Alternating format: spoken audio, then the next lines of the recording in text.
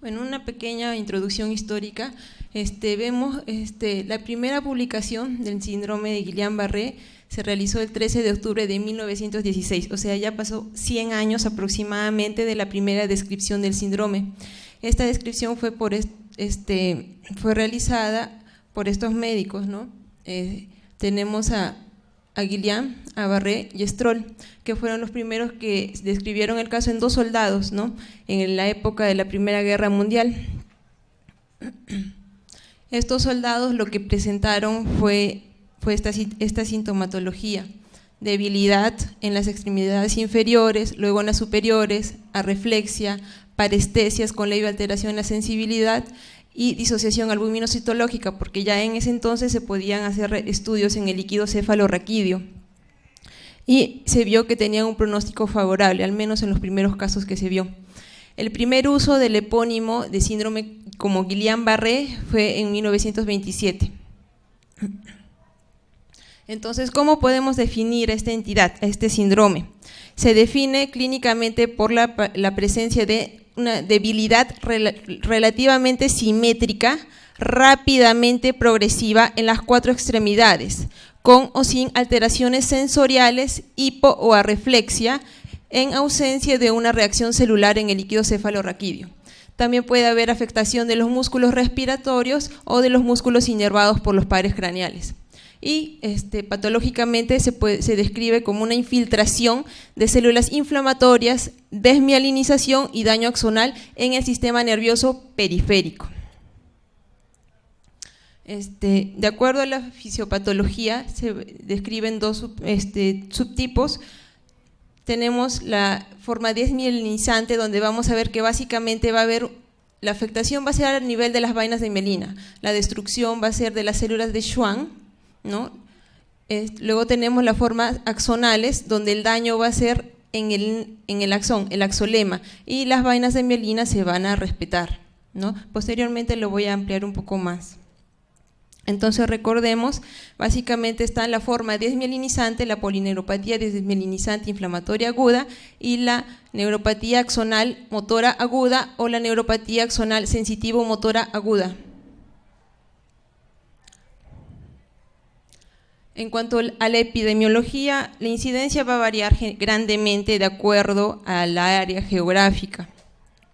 Hay reportes, como por ejemplo de la OMS, que han reportado una incidencia anual de 0.4 a 4 casos por 100.000 habitantes. Otros reportes varían entre 0.8 a 1.9.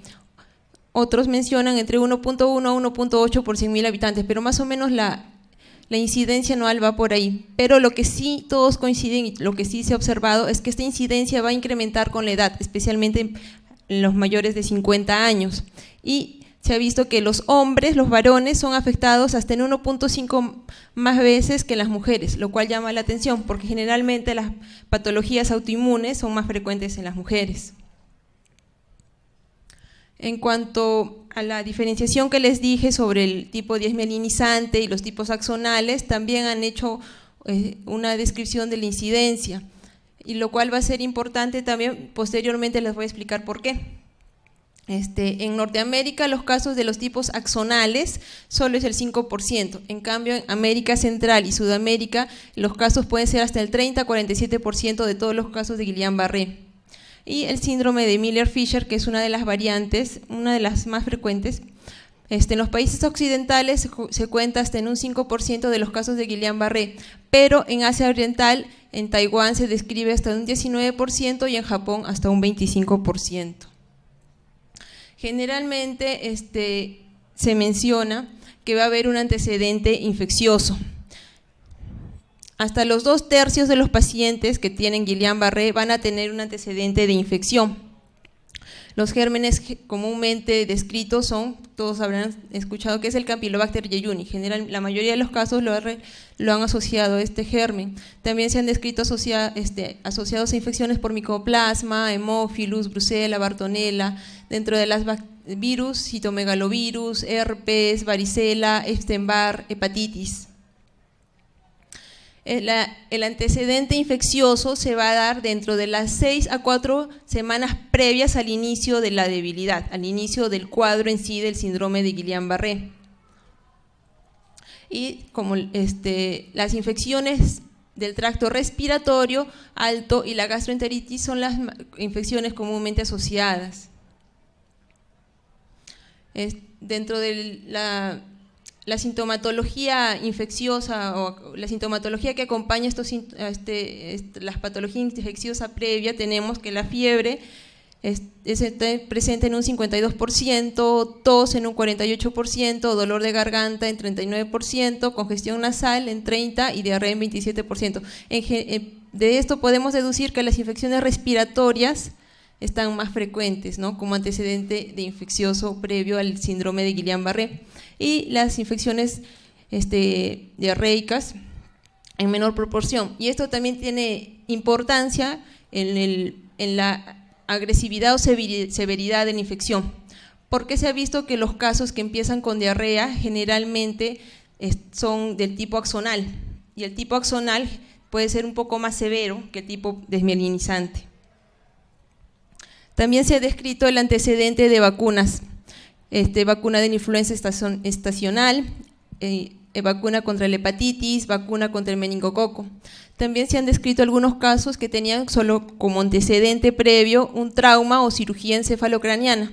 Lo único que se plantea es de que podría ser por la exposición del tejido neurológico hacia el torrente sanguíneo. Bueno, el síndrome va a tener un curso natural. Como ya les mencioné, está el antecedente infeccioso, ¿no? Debido a estos gérmenes, el organismo, el sistema inmune va a reaccionar, ¿no? Va a haber una respuesta inmunológica, se van a generar anticuerpos que en algunos pacientes va a haber una respuesta, una reacción cruzada con unos antígenos propios de nuestro organismo que se encuentran en el sistema nervioso periférico.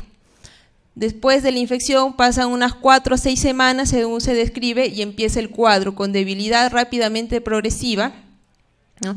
El pico de la debilidad se describe que se da entre la segunda y la cuarta semana. Luego viene una fase de plató que puede ser variable, puede durar entre días, semanas, incluso meses.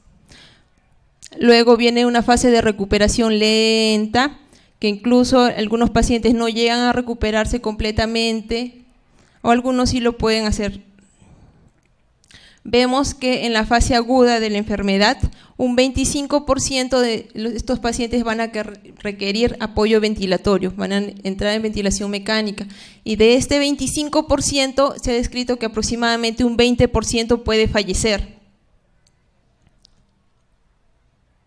El 20% de estos pacientes va a ser incapaz de caminar a los 6 meses del seguimiento. Y por último, un 3 a 10% de estos pacientes puede fallecer.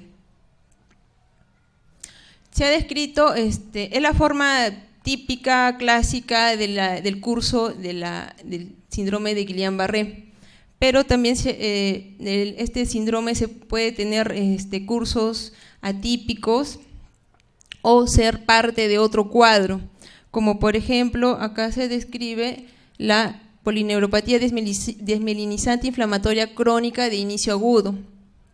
En este caso empieza, como lo hemos descrito, con la fase rápida. Bueno, este cuadro está al revés. Acá vemos que acá no hay debilidad, y acá hay parálisis. La fuerza muscular empieza a disminuir, tiene una fase de plató y la recuperación nunca se va a dar. La debilidad va a seguir avanzando y la recuperación no se va a dar en estos pacientes incluso ya pasadas las 8 semanas, ¿no? Y esto podría deberse a que el cuadro en sí pertenecería a una polineuropatía desmielinizante inflamatoria crónica de inicio agudo. Luego, el otro curso que pueden sufrir nuestros pacientes es de que después de la terapia hay una cierta mejoría, pero hay recaídas, ¿no? Especialmente después se ha descrito después de la administración de inmunoglobulina. Eso se llama fluctuación asociada a la terapia.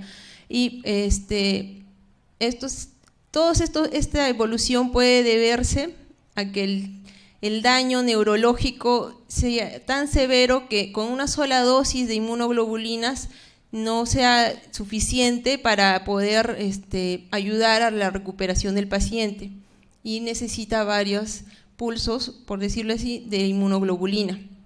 Pero ya se ha visto que si mi paciente tiene más de 3 fluctuaciones, está yendo a lo que les mencioné anteriormente, que es la polineuropatía desmielinizante inflamatoria crónica. Un poco recordando la fisiopatología, como les mencioné, tenemos el agente infeccioso, en este caso el Campylobacter jejuni, un cuadro de gastroenteritis, por decirlo. Va a haber la respuesta del sistema inmune, se van a fabricar los anticuerpos. Estos anticuerpos después va a haber una reacción cruzada, como les mencioné, y van a atacar se van a fijar en los epítopes que están en las células de Schwann, ¿no? Específicamente en los gangliósidos, y van a empezar a destruir lo que son las vainas de mielina o, en el caso del tipo axonal, el axolema. Acá otra figurita. Acá tenemos el tipo desmielinizante, donde vemos que estos anticuerpos que tienen la reacción cruzada van a atacar las vainas de mielina, va a entrar en juego también el sistema de complemento, van a destruir todas las células de Schwann. Luego acá tenemos en la forma axonal que estos anticuerpos se van a unir al axolema, ¿no? Dañando directamente el axón de los nervios. Luego, ¿cómo hacemos el diagnóstico? El diagnóstico básicamente se describe que es clínico. Como les voy a recalcar, la característica de este síndrome es la debilidad, ¿no? La debilidad generalmente es bilateral, rápidamente progresiva, usualmente es ascendente, como vemos en la figurita, empieza en las porciones distales de las extremidades y va hacia las porciones proximales. Generalmente empieza en miembros inferiores, luego abarca miembros superiores y los músculos respiratorios, pero se ha visto que en 1/3 de los pacientes simultáneamente se presenta la debilidad en las 4 extremidades, y en un 10% incluso puede empezar en las extremidades superiores. Y también se ha visto que no solo puede empezar en los músculos distales de las extremidades, sino también se han descrito casos que puede empezar en los músculos proximales, ¿no? Dificultando un poco el diagnóstico. Hay un grupo de pacientes que solamente va a presentar paraparesia. Esto es como se describe, la bibliografía lo describe como una forma frustra, solamente va a comprometer los miembros inferiores. La debilidad de los músculos faciales va a ocurrir en un 50 hasta un 70% de los casos, y frecuentemente es bilateral. Algunos van a poder presentar afectación de los pares craneales con debilidad facial, oculomotora o vulvar. Y hay que tener cuidado con esto, porque si el paciente presenta debilidad en los músculos vulvares, puede también condicionar a que mi paciente entre en ventilación mecánica. Otra característica clínica es la hipo o arreflexia. La mayoría de los pacientes tienen los reflejos disminuidos en las extremidades afectadas. Pueden inicialmente ser normales, ¿no? Cuando se evalúa al paciente en los primeros días, especialmente en las formas axonales o motoras puras. E incluso algunos pacientes se han descrito que puede haber hiperreflexia los primeros días. Otra característica clínica importante es el dolor. El dolor se menciona que puede presentarse hasta en un 72% de los casos. A veces lo pasamos por alto porque mi paciente no lo puede comunicar por afectación de los músculos o porque rápidamente entra en ventilación mecánica, ¿no? O ventilación asistida, y no nos puede referir el paciente que tiene dolor, pero se ha visto que es un síntoma muy importante, presente hasta el 72% de los casos, y la intensidad es de moderada a severa, según se describe, según los estudios que se han hecho, y puede darse en cualquier estadio de la enfermedad. El 36% se ha presentado hasta en 2 semanas antes de que empiece la debilidad, ¿no? También dificultando el diagnóstico. El 66% de los pacientes presenta dolor en la fase aguda, ya cuando está instalada o instalándose la debilidad en las extremidades. y el 38% se han descrito que pueden presentar después de un año. Estos datos los he sacado de estos trabajos, ¿no? Acá está la bibliografía. No hay muchos trabajos de acuerdo al manejo del dolor.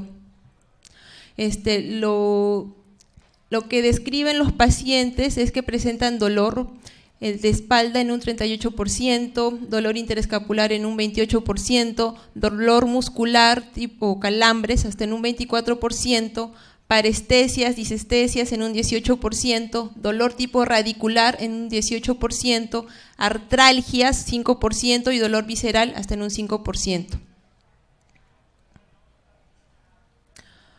Otra característica clínica importante en este síndrome es la disfunción autonómica, y la cual puede llevar a mi paciente a la mortalidad.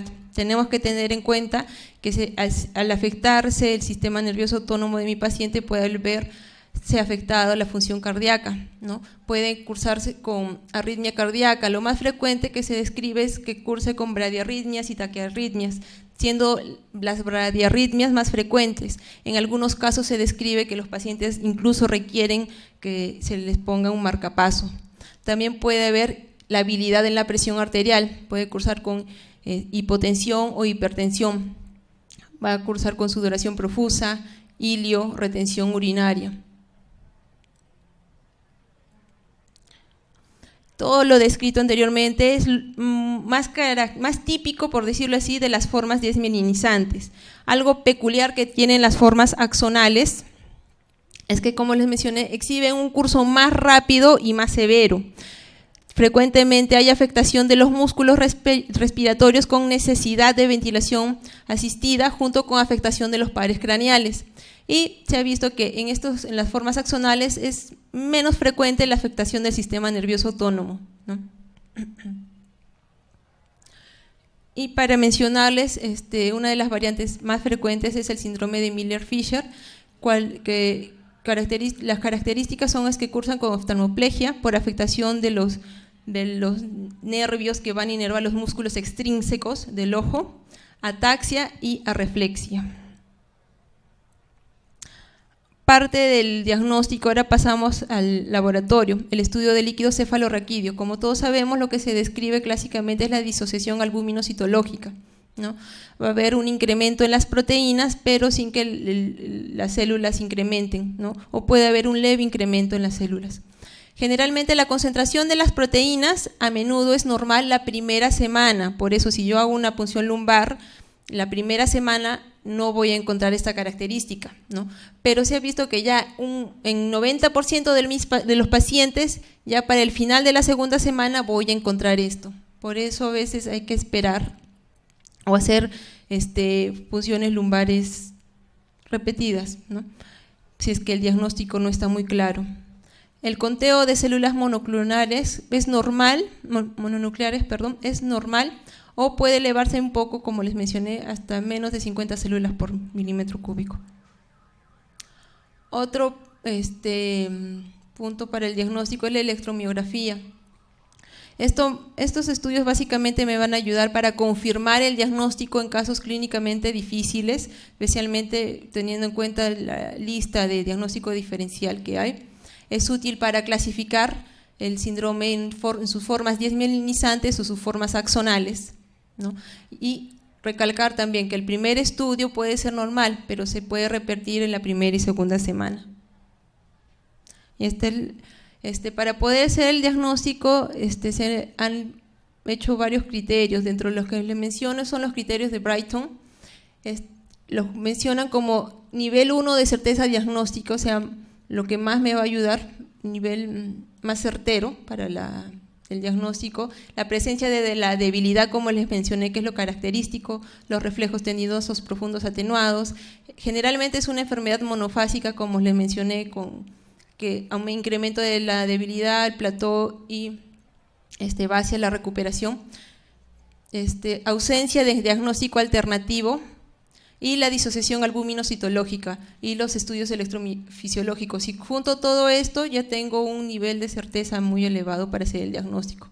Luego tenemos el nivel de certeza 2 y nivel 3 de certeza. Acá no hay Acá lo que varía principalmente es en el estudio en el líquido cefalorraquídeo y en los estudios electrofisiológicos. Luego tenemos los criterios de Asbury para hacer el diagnóstico y menciona como criterios necesarios para el diagnóstico, nuevamente les repito, una debilidad motora progresiva de más de un miembro, arreflexia o hiporreflexia. Luego, características que avalan firmemente el diagnóstico, la progresión a lo largo de días o semanas, relativa simetría, también compromiso leve de la sensibilidad, comienzo con dolor, compromiso de pares craneales, comienzo de la recuperación a las 2 a 4 semanas de detenerse la progresión, trastorno autonómico, ausencia de fiebre. La fiebre puede estar presente en la etapa de la infección previa, pero cuando ya se inicia la etapa de la debilidad no debe haber fiebre. Si es que hay fiebre nos debe hacer pensar en otra patología. Y la característica del líquido cefalorraquídeo. Los criterios que nos deben hacer dudar el diagnóstico es que haya un nivel sensitivo, ¿no?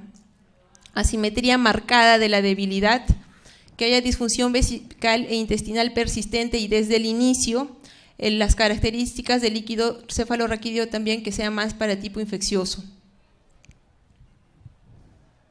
Y los criterios que excluyen el diagnóstico tenemos cuando ya tenemos el diagnóstico de otra patología como el botulismo, miastenia, poliomielitis, metabolismo normal de las porfirinas, difteria. Esta es la lista que les mencioné del diagnóstico diferencial. Tenemos desde la neuropatía del paciente crítico, la porfiria aguda intermitente, neuropatía diftérica, intoxicación por metales pesados, la miastenia gravis, como lo mencionó la doctora Palacios, síndrome de Lamberito, algunas patologías musculares, dentro de ellos también alteraciones hidroelectrolíticas como hipocalemia, hipofosfatemia, infecciones y desórdenes propios del sistema nervioso central, ¿no? Como los strokes. Luego, esta tabla que les pongo acá es para ver el grado de discapacidad de los pacientes cuando llegan a la emergencia. Esto me va a ayudar para tomar decisiones más adelante. Y también para ver el pronóstico de los pacientes. Va desde 0 cuando mi paciente es saludable, 1 cuando tiene signos y síntomas menores, 2 cuando ya mi paciente puede caminar sin soporte pero es incapaz de realizar trabajo manual o correr, 3 cuando ya necesita apoyo para caminar, 4 cuando está confinado a la silla, 5 cuando ya requiere ventilación asistida y 6 muerte. Como les dije, en esta patología un buen porcentaje, hasta un 25% de los pacientes van a requerir apoyo ventilatorio, pero tenemos que predecir qué tipo de paciente o qué paciente va a llegar a esto. Para eso tenemos esta escala de EGRIS que me puede ayudar y anticiparme, ¿no? Para ver qué pacientes van a requerir este apoyo. La escala de EGRIS es esta que va de 0 a 7 y ¿qué es lo que menciona? Primero, el primer punto, los días entre el inicio de la debilidad y la admisión al hospital, ¿no? Acá se da un score de 0 a 2. Mientras menos días desde el inicio mientras más rápido lo llevo al paciente, debe ser por la severidad del cuadro, ¿no? Porque si fuera un cuadro leve, como que el paciente se demora en llegar a la emergencia, pero si ya se presenta desde el inicio con parálisis en las 4 extremidades o dificultad respiratoria, ya me está diciendo que el cuadro es más severo, por eso ha acudido rápidamente a una emergencia. Luego tenemos que evaluar la presencia o no de debilidad en los músculos faciales o músculos vulvares al inicio, a la admisión. Si están ausentes, 0, si está presente, 1. Luego el score del MRC que es para evaluar la fuerza muscular. Acá les hago. Ese score es básicamente evaluar la fuerza muscular en estos músculos, deltoides, bíceps, extensores de la muñeca, iliopsoas, cuádriceps, femoral y tibial anterior. Y la fuerza muscular se gradúa de 0 a 5, con 0 que no hay ningún tipo de movimiento, no hay ningún tipo de contracción, y 5 cuando hay una fuerza o movilidad normal. ¿no? Utilizando todos los parámetros que les mencioné, puedo hacer mi escala EGRIS y de acuerdo a ellos vamos a tener las siguientes categorías, ¿no? Una categoría baja con un EGRIS de 0 a 2. ¿Esto qué quiere decir? Que solamente el 4% de estos pacientes tienen el riesgo de hacer insuficiencia respiratoria. Una categoría intermedia, cuando ya mi paciente tiene un puntaje de un EGRIS de 3 a 4, quiere decir que tiene un 24% de riesgo de hacer insuficiencia respiratoria. Y un EGRIS alto, entre 5 y 7, quiere decir que tiene un 65% de hacer insuficiencia respiratoria. O sea, ya desde el inicio podemos estar viendo qué pacientes tienen riesgo de hacer insuficiencia respiratoria y van a requerir ventilación asistida. Luego, otros criterios para determinar qué pacientes van a hacer insuficiencia respiratoria son, como lo mencionó también la doctora Palacios en miastenia gravis, la capacidad vital, ¿no? La capacidad vital menos de 20 mililitros por kilo, una presión inspiratoria máxima menos de 30 centímetros de agua, una presión expiratoria máxima menos de 40, o si al inicio evaluamos y están dentro de los parámetros normales y después volvemos a evaluar y han caído en un 30%, también me está diciendo que mi paciente tiene riesgo de hacer insuficiencia respiratoria. También se han visto que otros indicadores de pobre pronóstico son precedido por la diarrea, como les mencioné anteriormente, porque los cuadros precedidos por diarrea generalmente se asocian al subtipo axonal, que puede ser más severo, la edad mayor a 50 años, y un score de discapacidad alto al inicio del tratamiento, o sea que mi paciente ya sea incapaz de caminar o ya esté postrado. Y la discapacidad a los 2 años puede ser predicha por una afectación axonal, los tipos axonales, les vuelvo a repetir, son más severos, y un score de discapacidad mayor de 2. Luego tenemos para ver los pronósticos, pero en este caso para ver el pronóstico, si mi paciente va a deambular o no a los 6 meses, utilizamos el score de Erasmus, ¿no? Se tiene en cuenta la edad al inicio del cuadro, de mayores de 60, de 41 a 60 y menores de 40 años, si estuvo precedido por diarrea, y la escala de discapacidad al ingreso. De acuerdo a eso se da el puntaje, también va de 1 a 7, vemos que los pacientes que tienen 3 puntos tienen menos del 5% de probabilidad de requerir apoyo para caminar a los 6 meses. Si tiene 7 puntos, tiene un 85% de probabilidad de requerir apoyo para caminar. O sea, mientras más alto sea el puntaje, mi paciente va a tener mayor discapacidad y no va a poder caminar solo. Luego, en este trabajo que se hizo en China, mencionaron las complicaciones hicieron un seguimiento desde el 2003 al 2010 de todos los pacientes con Guillain-Barré y describieron las diferentes complicaciones en la fase aguda, en la fase de tratamiento y a largo plazo.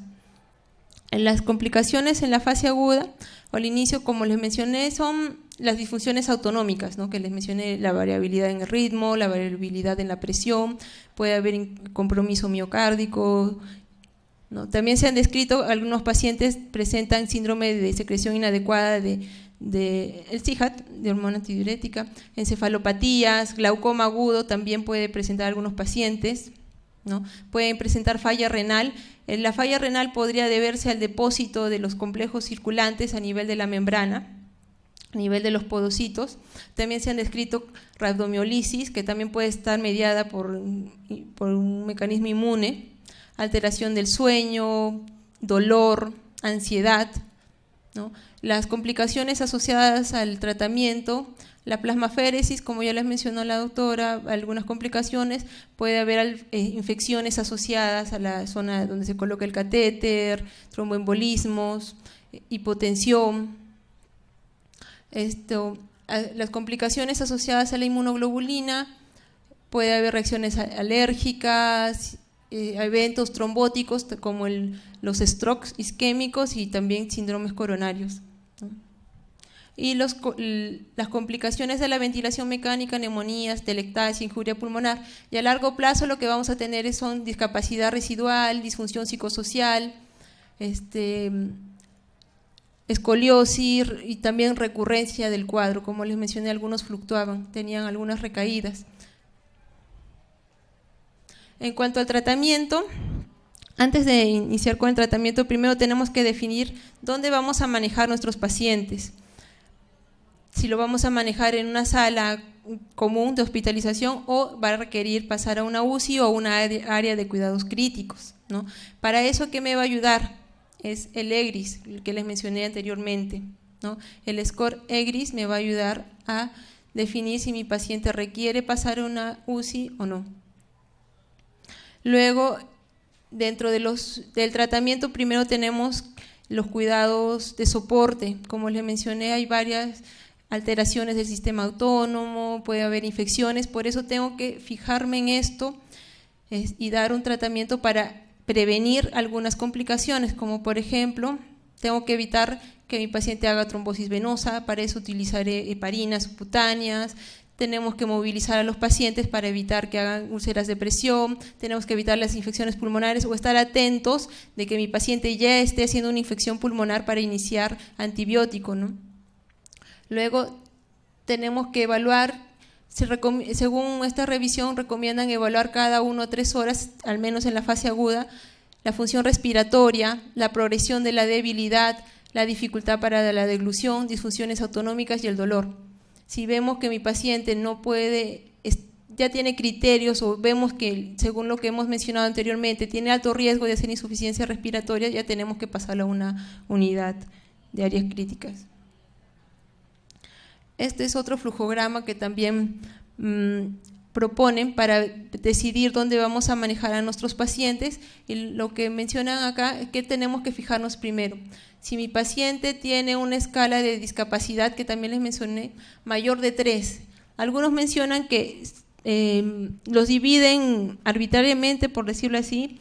Si el score es menos de 3, son casos leves, y si el score es más de 3, ya se consideran casos severos. Por eso, si al hacer el score de discapacidad ya vemos que es mayor o igual a 3, hay que buscar algo más para ver si requiere ir a la UCI. Por ejemplo, tenemos que buscar si es que hay disfunción de los músculos vulvares. Si ya encontramos disfunción de los músculos vulvares, mi paciente va a requerir una intubación y ser manejado en UCI. Si no hay disfunción de los músculos vulvares, tenemos que ver la función respiratoria, como les mencioné, ver la capacidad vital, la presión inspiratoria máxima, la presión expiratoria máxima. Si vemos que hay alguna alteración en estos parámetros, también se recomienda que el paciente pase a UCI y también se considera una intubación electiva.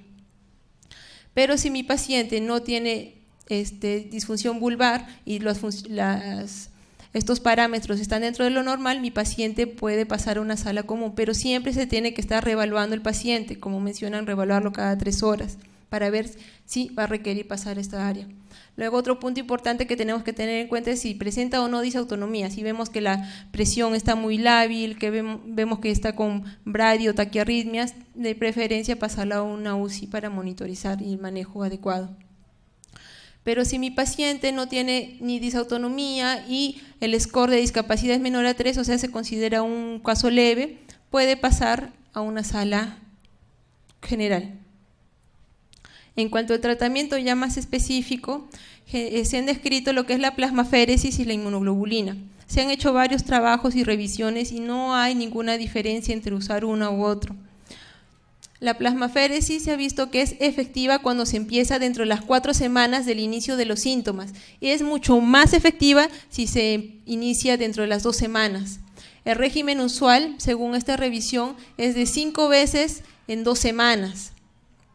Pero según una revisión que hizo el Cochrane en el 2017, se vio que el número apropiado de sesiones eran de 4 sesiones de plasmaféresis para los cuadros moderados severos, o sea, con un índice de discapacidad mayor o igual a 3, son 4 sesiones, y si mi paciente tiene un cuadro considerado como leve, puede beneficiarse con 2 sesiones. ¿Qué es lo que va a hacer o cómo nos va a ayudar la plasmaféresis? ¿Cómo vamos a evidenciar esto en los pacientes? Lo que se ha visto es que acorta el tiempo de recuperación de la capacidad para caminar, con o sin ayuda. Mi paciente va a ser capaz de caminar más rápidamente, su recuperación va a ser más rápida, ¿no? O va a recuperarse de otras discapacidades. También acorta el tiempo en ventilación mecánica o disminuye el número de pacientes dependientes de ventilador. Lo que sí no va a haber no va a intervenir en nada en lo que es prevención de las infecciones severas o en la inestabilidad cardiovascular, pero sí se ha visto que reduce el riesgo de arritmias cardíacas por la disfunción autonómica que ya les mencioné. También se ha visto que incrementa significativamente el número de los casos que recuperaron por completo la fuerza muscular, ¿no? Y reduce el número de pacientes que van a quedar con secuela severa después de un año. Pero se ha descrito que hay un riesgo relativo de recaída levemente incrementado después de la plasmaféresis para hacer las fluctuaciones que les mencioné. En cuanto a la inmunoglobulina, también se ha probado que es efectiva, tan efectiva como la plasmaféresis, ¿no? Como menciona, está probado ser efectivo en pacientes incapaces de caminar sin ayuda, o sea, ya grados severos, moderados severos, igual cuando se empieza dentro de las 2 primeras semanas de iniciado el cuadro. La dosis estándar son 2 gramos por kilo, repartido a 0.4 gramos kilo día por 5 días. Es el esquema que se debe utilizar. Hay algunos trabajos en cual esta dosis total se repartía en 2 días, pero no se vio que sea mejor, pero al contrario podían presentar mayores eventos adversos. También se ha visto con la inmunoglobulina mejoría en el grado de discapacidad a las 4 semanas del tratamiento, acorta el tiempo de recuperación de la capacidad de caminar sin apoyo, acorta el tiempo en ventilación mecánica, al igual que lo hace la plasmaféresis.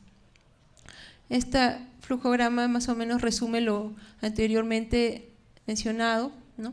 El tratamiento con inmunoglobulinas.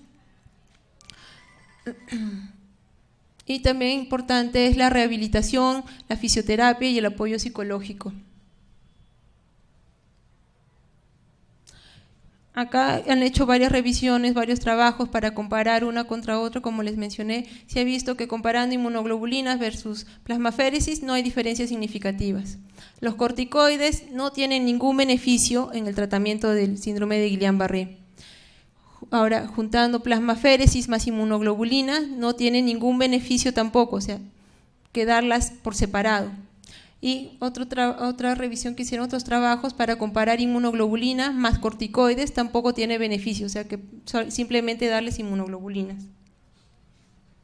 En cuanto al manejo de dolor, como les dije que puede ser un síntoma muy importante, hay varios trabajos, pero no hay evidencia suficiente para recomendar un tipo de tratamiento, ¿no? Todos los estudios fueron pequeños y la calidad fue muy baja, pero según esta revisión que encontré, pone algunos trabajos que se hicieron con carbamazepina y gabapentina para el manejo del dolor.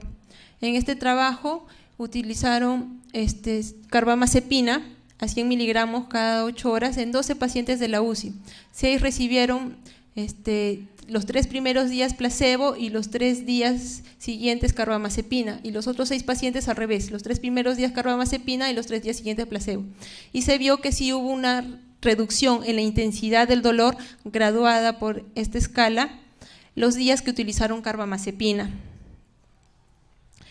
En este trabajo vemos que utilizan carbamazepina y gabapentina en 36 pacientes en una UCI. El primer grupo recibió gabapentina por 7 días, 300 miligramos cada 8 horas, gabapentina 300 miligramos cada 8 horas. Este grupo utilizó carbamazepina 100 miligramos cada 8 horas, igual por 7 días, y placebo cada 8 horas. Y de los 3 se vio que la gabapentina reducía un poco más el dolor comparada con la carbamazepina. Luego otros trabajos trató de ver si la metilprednisolona influía en la reducción del tratamiento, o sea, cuando iniciamos el tratamiento con la inmunoglobulina, si el adicionarle metilprednisolona me podía ayudar en el manejo del dolor. Se vio que estos pacientes, al inicio del estudio, el 50% tuvo dolor, y al final del seguimiento de 4 semanas, un 49% seguía con dolor, o sea, no ayudó. Y en este lado, cuando se dio inmunoglobulina más placebo, tampoco hubo variación en el dolor. En conclusión, la metilprednisolona no nos ayuda para el manejo del dolor.